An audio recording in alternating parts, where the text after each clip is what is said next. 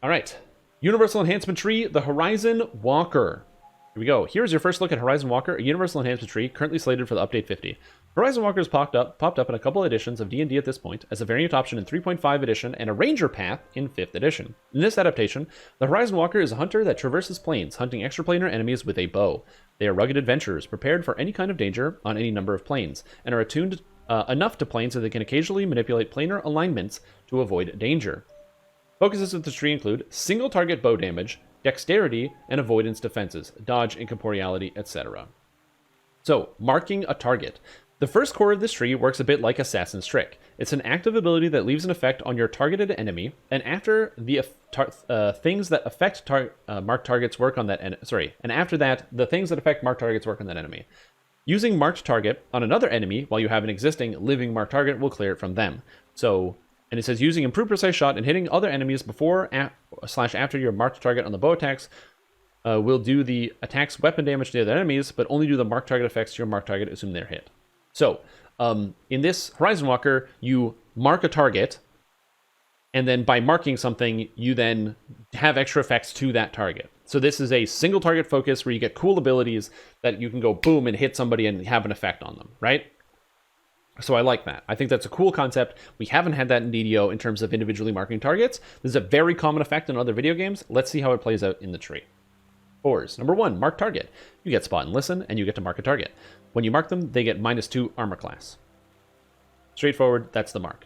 Also, Horse, thank you for giving out 5 subs. Appreciate the support. Welcome to the stream team. MX, Richie, Lord Mew, Crimthan, Infinitely, and Lareif. And Horse, thank you so much for the support. I really appreciate that. I hope you're doing super duper today. The second core is called Improved Marking. Your marked targets -5% fortification, and the AC penalty for your marked targets is increased to -4. That's an increase, not too bad. So, not too bad.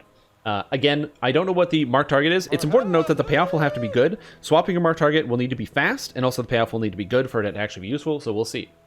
Greater Marking, your marked target has a -2 to their saving throws. They also have -10% fortification and -6 armor class. Dauntless Marking, which makes it even better, giving an even greater penalty to their saving throws, fortification, and armor class. The 5th core, level 18, is Dimension Door. You can cast Dimension Door whenever you want. And marked targets get -10% movement speed. And Horizon. Capstone, +2 to all ability scores, 10 range power, 10 double shot, and +2 many shot charges. Ooh. Many shot is very, very powerful as an ability. Adding +2 to the maximum many shot charges so you can keep charging them is interesting. So it looks like the marked in total will grant -4 to enemies saving throws, 10% movement speed, 20% fortification, and -8 to armor class. On any type of boss, End Boss, Carnage Reaper, that sort of thing, this mark is going to be very good. How good and what it does when you can use it on like regular monsters, which is the majority of questing, that's going to be determined. Tier 1, Weathered Gear. You have a item wear reduction, very standard, nothing really crazy here.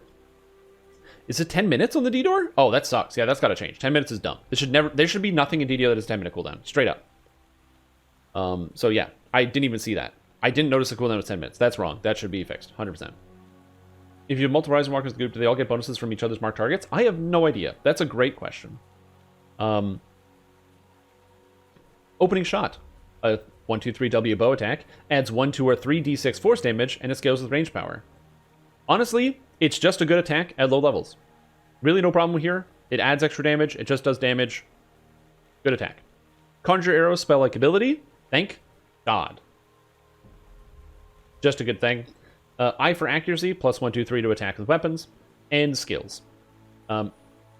Again, no real surprises here. Opening Shot's a good opener. Conjure Arrow is a godsend for anyone that wants to play a bow character, so all good.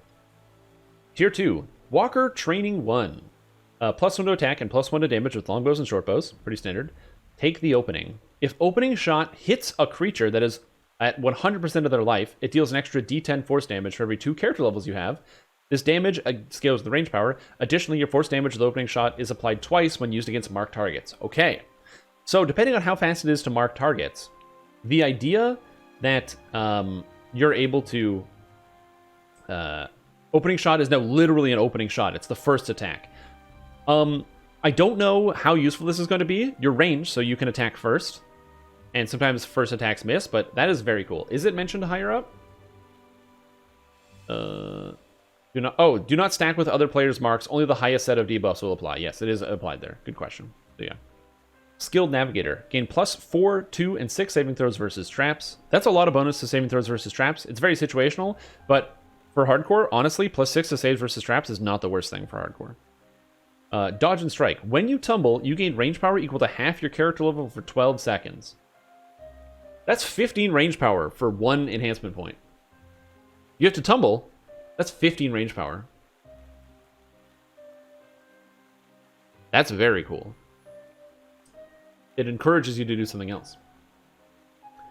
Tier 3, no misstep, battle trance, dexterity. So do you guys like know the angles and the other ones? Well, guess what? Now you have dexterity know the angles. There it is. Here's your dex trance. You get a charge back when you vorpal, or you have a chance. 2 places at once. When you use many shot or scatter shot, you gain displacement for 12 seconds. Scatter shot?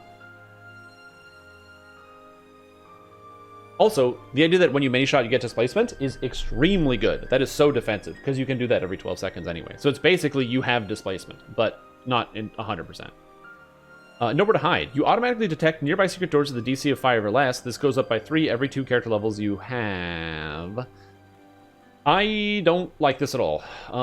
This is basically the secret doors effect, but permanently on your character. Detect doors. Detect doors doesn't really work, because the DCs are too low. So this is like, if you play normal difficulty, Nowhere to Hide is probably useful, but outside of that, it's not going to be good. Planar dodge for dodge and max dex is standard, and ability multi-selector is wisdom and dexterity. Tier 3 seems pretty good. If I was leveling through this, I would take the ability score, no step missed, 2 places at once, and some points in planar dodge. So I can see spending points in here. Tier 4. Walker Training 2, +1 to attack and damage with longbows and shortbows. Corner the Quarry, +2, 3, and 4 W bow attack. If this is used against your marked target, they must make a reflex saving throws or be immobilized for 12 seconds. And it's Listen! D20 plus your Listen skill. On a Vorpal hit, the target is also stunned with no save. Very cool. Listen? Why? I don't know.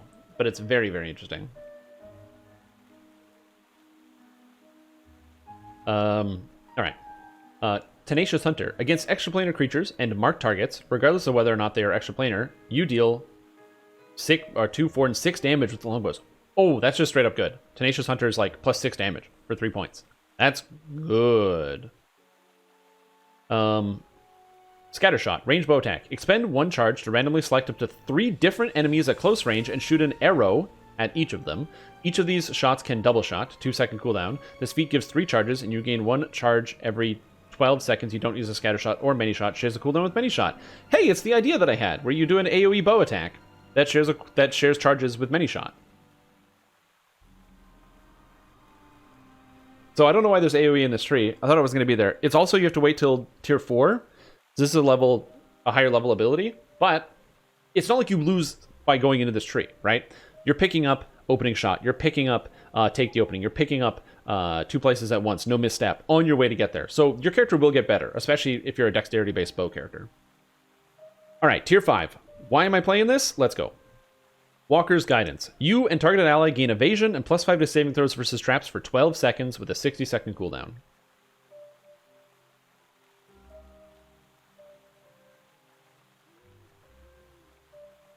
I gotta think about this one. So if you're playing a bow character, you're using the Wall Watch set every time, and Wall Watch is light only. Therefore, you can play characters like wizards, sorcerers, fighters, clerics that will not have evasion. Not that bad. Depends on what the animation looks like. We're going to have to look at the animation on this one. Not too bad. And giving it to an ally is interesting, but again, that runs into the even bigger problem of, like, unless somebody's playing maybe a warlock, they probably are already going to have evasion if they have light armor.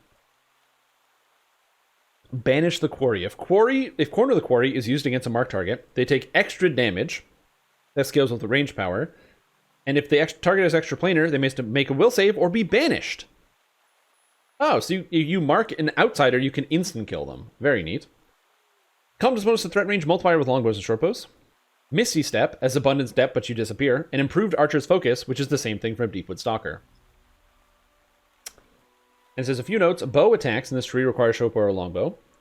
It is fairly intended that a non-bow user would get some good use out of this tree, and worth noting that anyone gaining evasion from Walker's Guidance will still have to follow evasion rules. And mark target doesn't show anything over their head, and mark target is slower than we want it to be right now. We're going to fix that. Okay. So mark target will cast slow. We're going to notice this. Is this worth it? Compare and contrast things that you give up. Tier 5 of Deepwood Stalker. You do get improved Archer's Focus here, which is very, very, very good.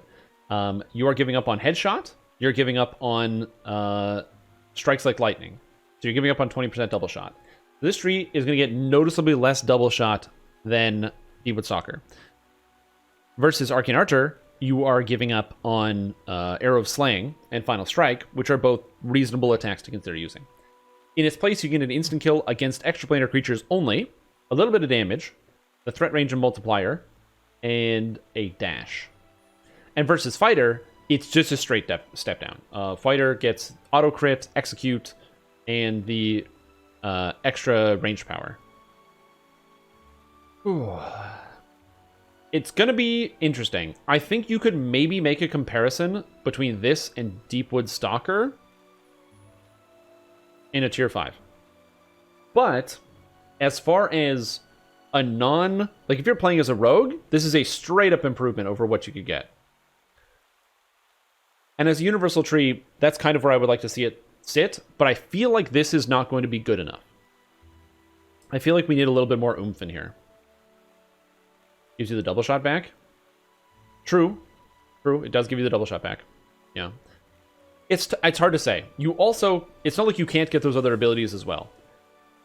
So this is going to be some time. I'm not saying this is necessarily bad. I'm saying that, like, I feel like the tier 5, this could use a little oomph somewhere. What exactly, I'm not sure. Because right up to here, tier 4, this tree is very strong. The scatter shot is extremely good. Tenacious Hunter's +6 damage. Corner of the Quarry seems all right if you have the marking target active and you're able to do that quickly. You know, 2 places at once is amazing. No step missed is amazing. So you have a lot of good abilities. Just getting this. Also, the mark in general is just useful to have. So we will see. Overall, we're going to test it out. I'm looking forward to it, and I want to see it. All right, next step. Endgame itemization adjustments. With Update 50, we're making some adjustments to curtail power creep within DDO's endgame, focusing specifically on the power items of power level of items at the level cap. These adjustments will change how you approach gearing. I will encompass both adjustments to player power in addition to content difficulty. We want to go into more detail about why we're doing this and what it means, and we look forward to hearing back from you after checking things out on Lamannia. Background information. We have steadily increased the amount of power available in itemization in order to provide a sense of progression as our endgame has matured. The strategy has resulted in 2 long-term challenges, both of which we are here to address. Challenge 1. Item power level increases over time as we release new content, and we progress beyond the item power level of older content at the same challenge level. In Challenge 2, as we follow along the system of progression, we in turn increase difficulty of content to provide challenge. This leads to a situation where content meant to be played at a certain character level ends up with a wide range of difficulty. With those 2 challenges in mind, we're aiming at equalize and reduce the power level of items found at endgame content and adjust the power level of monsters at the endgame to match. So what they're saying is they wanted to make items more compelling in Sharn, and so they made the items better. But since they made the items better, they also made Sharn harder, which meant that Sharn is way harder than Ravenloft, even though they're the same level. Which is what they're saying. Okay. Itemization. In summary... Oh, geez. Named items found within legendary content will be adjusted and normalized to values appropriate to their minimum level. This means that any item found within Ravenloft will match the power level of an item found in Sharn, or Feywild, or any of the other current legendary content. This adjustment will pull the item values to far more reasonable levels across the board, resulting in a streamlined curve that extends upwards from 1 to 30 with fewer jumps and tracks with both randomly generated loot and Caneth crafted loot. This will not affect anything other than named items found within legendary content and Caneth crafted loot that use the minimum levels 31 to 34 shards. Random loot, augments, and named otherwise, items found within events or anything else that other than named loot found within legendary content and Caneth crafted loot that use the minimum level 31 to 34 shards will be changing. Items will be adjusted in place without necessary intervention on the player's part to prevent the situation where legacy versions of items are more powerful than newly found versions. These items will continue to drop in place. They currently do at the same drop rates. Items with crafted components, such as Slaver's Crafting, will have their crafted components adjusted, just like the statistical set bonuses found on non-crafted gear. Set bonuses at endgame will have their numerical power adjusted to appropriate values to match our new goals for the player power source from itemization at endgame. The plus W bonus from Keen has been adjusted to instead provide complete fortification bypass on a natural 20. Note the fortification bypass isn't working. And raid items and minor artifacts will retain their proportional power boost to other items at the same level, and therefore will remain a step stronger than other items at the same level. So basically, SSG here has decided that they're like, screw it. They hate the players now. So it's time to uninstall everybody. They're literally nerfing everything. They're taking away all your power. Did you do Sharn? Did you do Ravenloft? This is the nail in the coffin. It's literally all over. Game over. They're taking everything. All the stuff that you work for, they're taking it all away. It's ridiculous. They're destroying the game. All my items are going to be going away. And what's that? Oh, hold on. What's it? What's that? Guys, I'm so excited about these changes. Oh man, I've always wanted to play with more items and have more things to play around with. And God, I can't wait. Oh man, now we can use all the Ravenloft items. We can use all the different items from all these different quests. It's gonna be so cool. No more power creep. Oh, I can't wait. Oh, I'm so excited. It's gonna be awesome. I'm really looking forward to this one. And I hope you guys are too. I can't wait to pump out 10 videos a day about this. It's gonna be awesome. Oh God. Yeah. Sorry, I had that gag ahead of time. I thought it'd be really funny. I had the prop and I already knew this was coming, so yeah, so basically the past few days we've been talking about items. Today, somebody was like, man, I wish we could use Ravenloft items. I think it was Smexy who was like, I wish we could use Ravenloft items, but you can't because they're out of date. Ravenloft, Sharn, and Feywild now we're going to have the same stats, which means all of the level 29 gear is all usable. You cracked me up hard. Thanks, Anti-Chat. I hope somebody clipped that. I didn't clip it, but yeah. I would like to share that clip. So yeah, this is a huge boon for anybody playing at Endgame, because it means that you'll be able to use any item. Now, is it a boon? Your stats are going to go down. Here's the thing. Your stats will literally go down. But we're going to keep reading, and we're going to get to what's going to happen in association with that. Because I know people are worried, oh, epics are going to get harder already because of this Epic Destiny thing, and now this is happening? No one's going to even be able to play. Wait. But, important notice, the plus W bonus from Keen has been adjusted to provide complete fortification bypass on natural 20. This is actually kind of cool, because it means, number one, some monsters have crazy fortification, so you will always crit on a 20, which is exciting with Keen. And on top of that, the plus W Keen on weapons doesn't mean that only certain weapons are valuable. This is actually going to make it so that certain raid weapons that have been the bar none best weapons are now going to be much more even with other weapon types. So weapons that don't strictly have Keen are going to be much more valuable. Keen is still a great stat. It's still a great stat, but it's going to be a little different. So what this means is that item you find at endgame will be lower in item power than they were before, but are now evenly scaled across all content packs. This means that an item found at Feywild will be equally as strong as an item found within Sharn, or Ravenloft, or the Dragonblood Prophecy, or any other legendary content featuring level 29 items. To provide some concrete context, this is where the numbers will likely end up at the current level cap. Also note raid items and artifacts will be a few steps higher than what's shown here. So, level 28 items will give 12 to a main stat, 32 PRR and MRR, 139 spell power, 20% crit, 5 to a single DC, 14 to all DCs, or sorry, 4 to all DCs, and 14 double strike. Okay? You already hear it? Is that's the clip? Hold on. Yeah. All my items are going to be going away, and what's that? Oh. Hold on. What's it? Yeah, what's that? Oh, Stream Integrity. Guys, I'm so excited about these changes. Oh man, I've always wanted to play with more items and have more things. Good job, me. Anyway, perfect. Thank you for that. So it means now all your gear that you have, your Sharn gear that gave you plus 21 to strength, is now 13.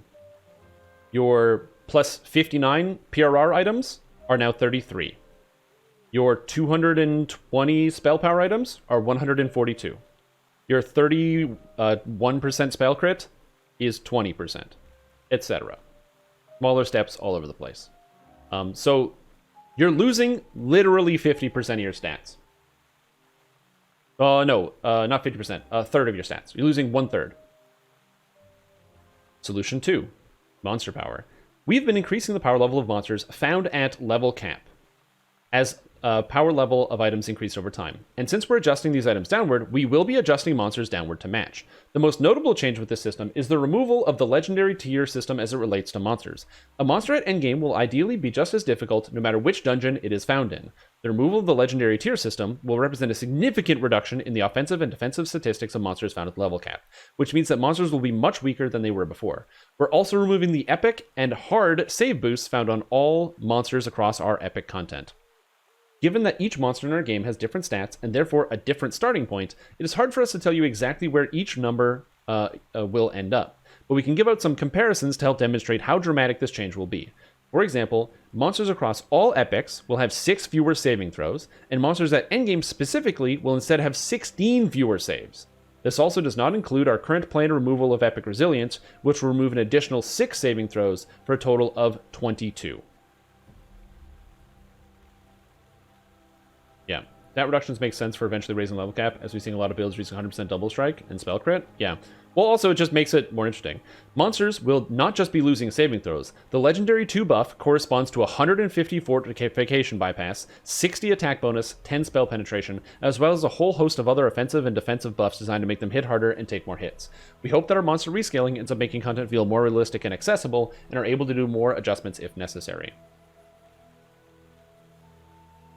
Yeah. Well, your dire charge is not going to be 115, so we'll see what that is. We're going to take a look into that.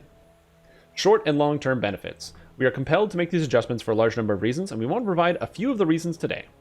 Number 1, content pack parity.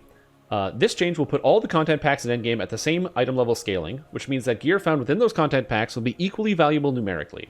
This means that a large number of items that had previously been crunched out of viability are now able to be worked into gear sets without fear that you are settling for a subpar option. So now when they design, all the cool items that we have are all better. So if you run newcomers and you pick up the belt of the sniper... No. What's a good newcomers item? The many pouch belt of the healer? That's actually going to be on par. The speed, the quality, devotion, maybe you actually want to use that now. That's a good item. Caneth crafting viability. This change will mean that if you're missing parts of your gear set, Caneth crafting is now a more appealing way to fill in those gaps, similar to its benefits at lower level. It also means that we can dedicate more time to improve Caneth crafting in the future, as its viability doesn't fall off as we approach endgame. May speed up lower lag, raid lower lag, maybe. Random loot viability. This change will mean that it is more likely that random loot will end up numerically viable for some use at endgame. We don't generally expect established players to use random loot, provided they have spent some time working on gear, but newer and less engaged players now have more viable sources of power to select from. Consider the following. If you wanted to get into epics, and you actually put on an endgame randomly generated piece of gear, you got like 13 stats, and you were like, oh wow, it's not even half of what I need to be viable. But now you're actually closing that gap significantly. This also might mean that there is a possibility that you could find a god tier piece of random loot out of nowhere that will have just the right grouping of stats. Now, some people might be worried that it means that the game is shifting away from the deterministic loot towards random loot. This is completely wrong. Important note that random loot is very restricted on what stats can go on what slots. You know, you want Constitution, it's belt or bracers. I think maybe ring as well. But Constitution can go on Collective Sight. It can go on the helmet from the Age of Rage chain. It can go on multiple necklaces. It can go on your Slave Lord's items. It's got on cloaks. It's on boots. So keep in mind that there's going to be... there are huge advantages to the named item system versus random loot. It just means that if you are literally equipping random loot, you can still play. Which means we can actually do full random loot builds, making characters that only use random loot as a fun aspect of challenge or a thing to do, which I'm looking forward to. Augment scaling. This change will mean that our revamped augments and augment system are comparatively more valuable than they were before. Our scaling augments, aka non-named augments, currently stop at level 28, and will now represent a larger chunk of numerical power compared to the usage before this change. So bear in mind, an augment is plus 12 to a stat now. So if you have a consideration and you want to add, I don't know, Constitution into your build, and you can't find the item to put it on, you can now straight up use an augment, which is very interesting. So gearing is going to become easier for most players, as these augments will increase in value, and people will be able to trade them and use them. And also, it'll be easier for you to get started and get geared, because the requirements and the restrictions on certain stats will be a lot lower. Avoiding difficulty spikes. The adjustments of monsters at Endgame will help us avoid difficulty spikes, which in this case means content where there is no outward indication that it is more difficult than normal, but in reality contains tougher enemies than other quests at the same level. Our goal is to provide an endgame in which everyone can contribute, but still encouraging dedicated play and mastery, with a variety of options that reward more challenging experience for those that are able to handle it. By just letting us use augments? It's kind of true, yeah. What do you think this means to raid items like DOJ? They're going to follow the power gear before. Stats will be the same at each level, and SSG will have to come up with other effects to add to loot. In upcoming items to compel us to take off item earlier loot. I'm not sure they're up for that challenge. Can you describe what you mean, Kluge? I don't understand. Are you saying that you would not consider that, like, now that those items are available from Ravenloft, that because you have your Sharn gear set, with the same stats that would also be on Ravenloft now, that you would never consider using any of the previous items? I just want to make sure I understand. But Strimtom, my bank is already full of named items. Now I'm going to find room for hundreds of random items. Pack rats. Why would I take off gear for something new? Because the stats might work better for the character that you're using. Like, I'm confused. Because there's a better way to organize your stats. You can get more effects on your character. Okay, so Kluge. So in Dungeons & Dragons Online, there's actually different stats in the game. You have strength, constitution, saving throws, spell powers. So you might run into a scenario where you say, oh, you know what? I do actually want to get healing spell power into my build. And you have a huge amount of items to rearrange from one to the next. Right? Like, you might be able to, yeah, exactly, a better organization. So that way you have fewer items that have overlaps. You can involve more individual, unique stats. So I'm not talking about, obviously, you know, if you have 3 items that add strength, that doesn't give you a total amount of strength. But what you could do is if you are saying, oh, I'm struggling to find a way to fit Constitution in my build, well, now you have so many options to choose from currently in the organization. And also, because of the disparity being smaller, previously, Ravenloft items were giving you a plus 17 to a stat versus the 21 from a Sharn item. So that's 4 off of your stat if you wanted to try to use it. Now, if you decided to attempt to use level 28 item, you might actually think, okay, well, it's a slightly smaller stat difference. Maybe it's still going to fit into the build and you can still have something. Yeah. So, yeah. So, anyway. Impact on content creation. Being able to use existing monster formulas without the need for additional and oftentimes lengthy one-off work makes it easier to stat monsters for dungeons, and helps us spend more time polishing dungeons and doing cooler and better things. Basically, instead of making the gear more powerful at the same level, and then making the monsters more powerful in the quests, they just always know what the total available number of stats are in the game. So then they can assign a certain total stat value. So the content can all be of a similar strength. Combat and statistical granularity. One of the game's greatest strength is the granularity of numbers in its content, but working with larger numbers is generally more challenging than working with smaller numbers. We want to retain as much granularity as we can while making gear sets math easier. Gear set math is going to be harder because we have hundreds of gear sets now to use. I have no idea what the best item sets are going to be, because Ravenloft, all the items are now on the table. This is going to be weird. This is going to be a weird time. Of much older epic gear, everything is being scaled. Is now that it's Feywild and Shrunky slow set bonuses, we'll likely keep set stats due to the start can't keep the bonuses. The Silent Avenger set was very, very good. Yeah. The power level of older items isn't going up. Correct. This is a reversal of power creep, not a continuation of power creep. Smooth leveling. One of our goals with DDO involved providing a smooth and exciting leveling experience across all levels and difficulties, not just from 1 to 20. This change allows us to provide a smoother leveling curve by removing a large power jump in power at 29, which means now instead of you know how you say, oh, why would I even upgrade my gear at 21 or 22 or 23 when the level 29 items are literally statistically more than 50% stronger? They won't be. So now you're going to ask yourself, why would I want to get a item from the Scroll Seal Shard system when I'm just going to replace it with something really crazy? Well, because it still might be helpful for your leveling experience, and maybe you'll feel more implied, or like maybe you'll have that desire.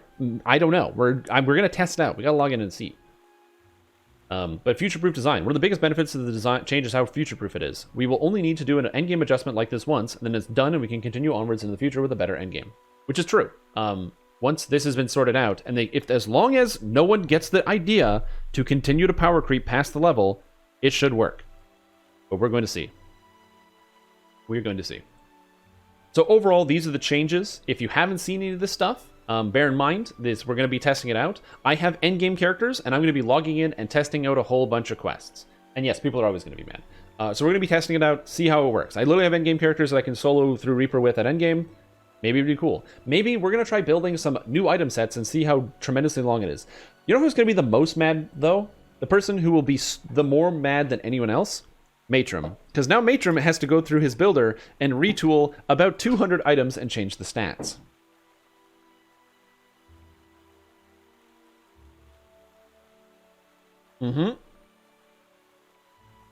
Items losing power. Yes, exactly. It's also important to note that there are a lot of people that are anti-power creep in the video game. As am I. I am also anti-power creep.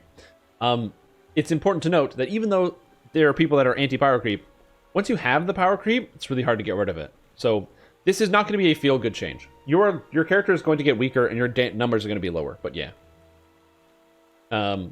Just keep that in mind. Your numbers will be lower. So will the monsters, but your numbers will also be lower. Let's see. New named loot. All right. So important to read the itemization adjustments. Update 50 is expected to contain the following new named loot items located in the quest of the Sinister Secret of the Salt Marsh. During this preview, you can easily access this loot via the loot guy, NPC located in the center of the test dojo. Set bonus, Salt Marsh Explorer. When 5 pieces are equipped, you get either 5, 20, or 30 physical magical resistance rating artifact, 1, 2, or 3 to all ability scores, and nothing, 20, or 30 amp. And they're levels 3, 20, and 30. 3, 20, and 30. That's interesting. Is pro power creep for themselves, anti-power creep for everyone else? Yes. Nothing to be mad about? Yeah. They're trying to make the game more accessible to new players. Yes, they're literally trying to make the game more accessible to new players. People talk about how the game is going to die. They're like, the game is going to die if they make these changes. The game is going to die. No, the game is going to die if they can't make it accessible to new players. The game dies when people don't want to continue to play. Not continue to play, but like keep playing all the way through the whole game. When they start playing and they hit something like epics and they go, what's with this system? Why do I have to level up a thing?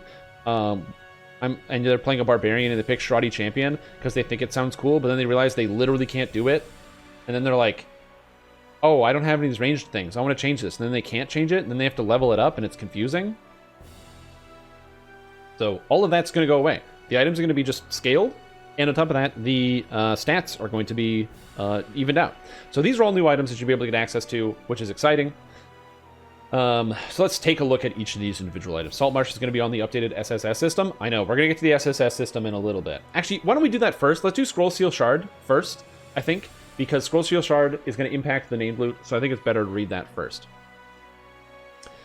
Okay, so Scroll Seal Shard Loot Revamped. Update 50 includes a complete refactor of the Scroll Seal Shard crafting system, which is abbreviated as SSS. There's a lot to get into, so let's dive in. All of the rest of the heroic items in the SSS packs will be revamped as a part of this pass. This includes the following packs: Web of Chaos, Vault of Night, Chronoscope, Sands of Nectarin, not present, Garland Carnival, Red Fanes, and Sentinels of Stormreach, which have already been revamped, and these items are, as they said, like reasonably good for the heroic leveling. All of the epic items from the above packs will also be revamped to bring them up to their appropriate scaling values, as with our other revamps. So all of the epic items, so the, your epic, not Sword of Shadows, but like, let's just say, I don't know, the epic Fire Greaves of Fire, what are those called? The one from Sands of Nectarin, will be updated to be better to scale with the current values as opposed to whatever they had. Keep that in mind. So all of them are going to be moving up in power level if they weren't already there. Finally, all of the above packs will get a level 30 legendary version of their items that will be competitive for endgame play. So Scroll Seal Shard system is not only going to give us all these items updated for level 20, and also the heroic items are being updated, but also level 30 versions. So if you're out here saying, oh, we have now too many options for endgame items, and we have too many stats, guess what? Now we have twoist many stats. There's now going to be literally like an extra 300 items added to the endgame item equipment pool. It is going to be impossible to make optimized item builds because there's so many things, or like perfect builds. So let's take a look. All right, so what is going to change? Heroic items will continue to drop as is. Epic items are obtained in the Altar of Epic Rituals with the following recipe. The heroic item plus pack ingredients. And also greater tokens of the 12 items from a raid. And legendary items are contained from the new Altar of Legendary Rituals, which is epic item, plus pack ingredients, plus something called star fragments, and threads of fate if it's from a raid. Pack ingredients will drop whenever you would get a seal or a shard in a moderate amount. So instead of getting a seal from a chest, you might get 10 pack ingredients, for example. And it will likely take 2 to 3 runs of a quest to get enough of the material for an item. These are specific to the pack. So for example, a pack ingredient for Chronoscope would be a broken sliver of time. So it's just like a little shard or whatever, and you'll collect them pretty quick as they're guaranteed to drop and also obtained elsewhere. Star Fragments will be an uncommon drop from the Legendary Salt Marsh to start, and will become available more later on, just like how Soul Vessels join the list of Thread of Fate's purchasables from as of update 50.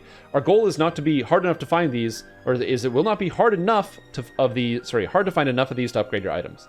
And the existing materials, all your unused seals, your unused scrolls, and your unused shards will be crunched down and give you pack ingredients. So now you no longer need to get the shard of epic sword or the Sword of Shadows to get an epic Sword of Shadows. You just need to run the content, get the upgrade material, get the sword, and upgrade it. That's it.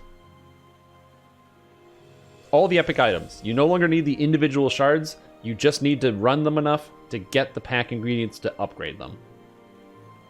We really making gears anymore. Too many choices. Guess I'll just steal Strimtom sets instead. Yeah, it's going to take a long time. Well, Threads of Fate are for the raid thing, so yeah. Level 30 Sword of Shadows. Let's keep going. It's literally right down here. Reason to actually run quests again in epics instead of just doing slayers? Correct. You will need to now run. If you want to get like the legendary Sword of Shadows, you have to run these things. If you want to get the what's the wand? The Blizzard wand from Carver or whatever? Oh, that's going to take a while. All right. Why not just let the epic items drop as is? Since the Scroll Seal Shard is a crafting system, we didn't want to invalidate previous progress. If someone has spent 10 years grinding the epic Sword of Shadows, we don't want to tell that person to keep farming for it. We want to actually let them get that item as soon as the update drops. They've already done the grinding, the time. We need to let them turn in those spare materials, which in this instance represents time they've already spent grinding, into a tangible reward. Oh, me too. I deleted literally all of it before I found out about this system. And you're all going to get all that shared crafting bank space back. I'm going to get about 500 spaces, which I'm excited for. What are you going to do about Epic Sword of Shadows? Nothing. I actually don't think the item needs changing. If people can finally get it and use it, that's great. And I'm genuinely happy to make something cool, or that cool, more accessible. Are you worried that by making these items, which have been for so long, so rare, so much easier to obtain, that you'll be invalidating the years of grinding already spent? That's something only the players can really answer for me, which is true. If I have something that other people don't have, and then somebody else can finally get it easily, I don't care. That is a very personal thing. Some people like to have the thing that other people can't have. Some people don't. That is going to be a personal thing. What are you going to do with the legendary Sword of Shadows? It says, we're not going to be creating a functional legendary version of the Sword of Shadows. If we were to create a version that kept the expanded critical threat profile that it is known for, it would be incredibly hard to create other compatible legendary weapons that also didn't feature the same expanded critical profile. If we were to make a functional greatsword that used the Sword of Shadows name, but didn't have that expanded critical profile, it would feel like a pale imitation of the lower level variants. With that being said, the plan currently is to create a cosmetic version of the Sword of Shadows featuring brand new art inspired by the current model that can be earned and shown off. We know the solution will not fit all desires, but believe it is necessary to avoid painting our item design into a corner. Which is correct. If they made a legendary version of Sword of Shadows, it would be so far and away the best item in the game, it may never be replaceable until there is another Sword of Shadows.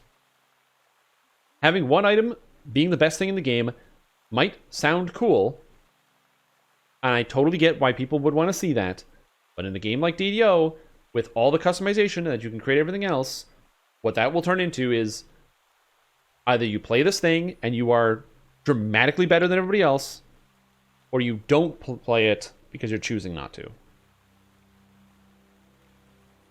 Link their item guy in every pug group. Yeah, exactly. If we have an old epic item, will we need to reobtain them? There's already a Stone of Change recipe that will let you turn any SSS item into a new version. So no, just throw it in a Stone of Change and it'll fix itself. Be aware this will effectively delete your item and give you a new one, so take care if you have augments or sentient filigree that you'd want to keep. So if you have an epic Sword of Shadows, well, it's not getting updated, but it might get updated, but yeah. You can update it automatically, you don't have to recraft. What about mythic bonuses? Since we aren't dropping these items, we can't rely on our existing mythic tables, so we're going to need to get fancy. Our current plan is players will be able to turn in a large chunk of Threads of Fate into an item that, when combined with an epic or legendary version of an item, upgraded to a mythic +3 or +4. Sort of like the Schism Shard recipes, but more generic, so that we don't need 900 different crafting recipes. No, this is not present. So you'll be able to mythic upgrade your items, instead of having them drop. How does Saltmarsh fit in? Saltmarsh will contain level 3 heroic items that you'll be able to upgrade into the 20 and the level 30 versions throughout the epic and legendary crafting. Saltmarsh's legendary content will still contain a few standalone level 29 items, as well as a new augments, but a portion of Saltmarsh will still require engagement, which means Saltmarsh is going to drop level 3 loot at level 29 that you have to upgrade. So no matter what, you gotta get involved in the system. And there's also something special with certain Saltmarsh items in the system that we'll go to a little differently, but it wasn't part of the preview. We can't talk about it. Can we walk through an upgrade process just to be sure? Okay, sure. Here's how someone would obtain a copy of the legendary Kundarek Delving Boots. First, they would do the raid the Vault of Night, and its subsequent raid the Plane of Night. In the end chest on any difficulty, heroic or epic, there's a chance to obtain a copy of the heroic level Kundarek Delving Boots. From there, they would take the Kundarek Delving Boots, 50 vault keys, which is the found within any Vault of Night chest that could have dropped a seal or a shard, and 55 greater tokens of the 12, and combine them in the Altar of Epic Rituals found within the 12 to obtain the epic Kundarek Delving Boots. With those, they would take their new epic Kundarek Delving Boots, 100 vault keys, and 250 threads of fate, and 5 star fragments, and combine them in the Altar of Legendary Rituals to obtain the legendary Kundarek Delving Boots. If you had a copy of the current Delving Boots or epic Delving Boots, you can skip right ahead to whichever part of the process, as the old items from before this revamp will work with this new system.